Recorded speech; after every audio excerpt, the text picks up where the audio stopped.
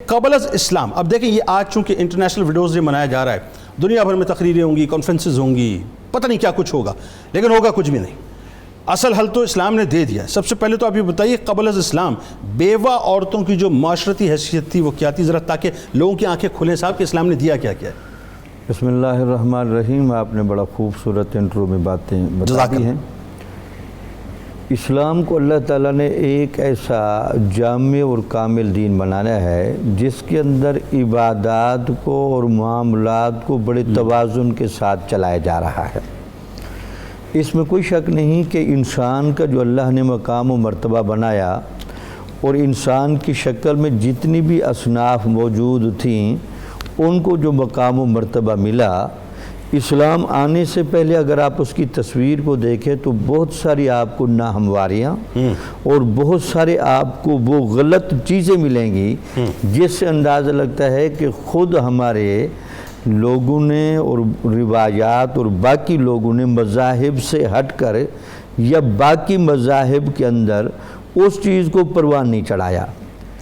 انسان کی حیثیت اللہ کی زمین پر اور پھر انسان کا مرد اور عورت کی کامل صورت میں ہونا، اللہ تعالیٰ نے اس کو قرآن کا باقاعدہ موضوع بنایا اور موضوع بنا کر مرد اور عورت کا جنت میں اکٹھے رہنا اور حضرت آدم علیہ السلام کا اور اماں حوا کا وہاں موجود ہونا اور وہاں سے انسانیت کی ابتدا کو باقاعدہ موضوع بنا کر عورت کی اہمیت کو ثابت کیا. جہاں آدم علیہ السلام کا تذکرہ ہے وہاں ان کی زوج محترم اور ہم سب کی ماں اماں حوا علیہ السلام کا بھی ساتھ تذکرہ ہے. درست. دوسرا یہ ہے کہ اس میں لوگ کہتے ہیں جی یونان نے بڑی ترقی کی ہوئی تھی، مذاہب کے اندر بڑی ترقی تھی. آپ سب سے پہلے دیکھیں گے کہ وہ انسان کو حیوانیت کے درجے سے اوپر چلا ہی نہیں سکے. ایسے اسی تناظر میں چلتے رہے. بالکل ایسے. اور پھر وہاں جہاں معاشرتی ناہمواریاں آئیں اور مرد اور عورت میں علیحدگی کی صورت بنی یا مرد رخصت ہو گیا اور عورت بیوہ ہو گئی، اس کے ساتھ جو ظلم و ستم روا کیا گیا اور جو اس کو جس انداز سے ڈیل کیا گیا، ایک تو پہلا تصور یہ گردش کرتا رہا ہے کہ اگر عورت اتنی اچھی ہوتی تو اس کے گھر والا فوت کیوں ہو جاتا. اب اس کا عورت کو قصور دینا اور اس پر باقاعدہ افسانے لکھے جانا اور ہندو دھرم میں اس پر باقاعدہ اس نحوست اور ستی کی رسم کا ہونا، یعنی بیوہ ہو جائے تو ستی کر دو.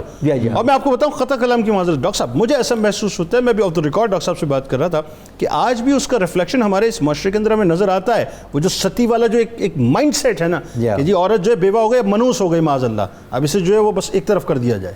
بس عورت کے حقوق و فرائض جو بیوہ ہونے کے ناطے بنتے ہیں اس انسانی نگاہ سے بھی ہم دیکھنے کے لیے تیار نہیں. وہی جو آپ اثرات کہہ رہے ہیں انہی معاشرتی اثرات اور معاشرتی بندھن کی وجہ سے.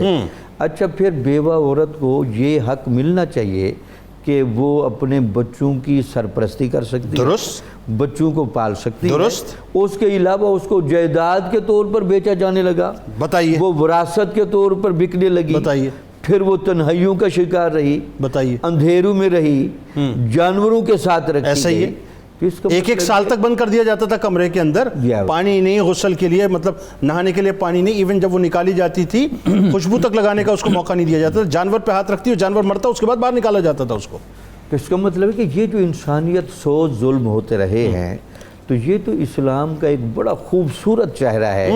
جب وہ سامنے آیا تو آپ نے جیسے خوبصورت کہا کہ حضور نبی اکرم صلی اللہ علیہ وسلم نے صرف پہلی بیوہ عورت سے شادی کر کے بیوگی کو ایک تاج وری نہیں پہنائی، بلکہ آپ نے کثرت کے ساتھ اپنی ازواج میں بیوہ عورتوں کو جگہ دے کر ایک اسوہ کامل بھی متعین فرمایا. امت کی تقریباً 8 مائیں بیوہ تھیں، تقریباً 8 مائیں. جیسے آپ اشارہ کر رہے ہیں کہ ہمارے پاکستانی ماحول میں یا امت مسلمہ کا یہ تو باقاعدہ قانون سازی ہونی چاہیے کہ بیوہ کو جس باب میں جو مشکلات ہیں اور بالخصوص اس کا سہارا بننے میں اور اس کی مدد کرنے میں ایسے مواقع وافر انداز میں پیدا بھی کیے جانے چاہیے اور جو صاحب ثروت لوگ ہیں ان کو اپنے آپ کو پیش بھی کرنا چاہیے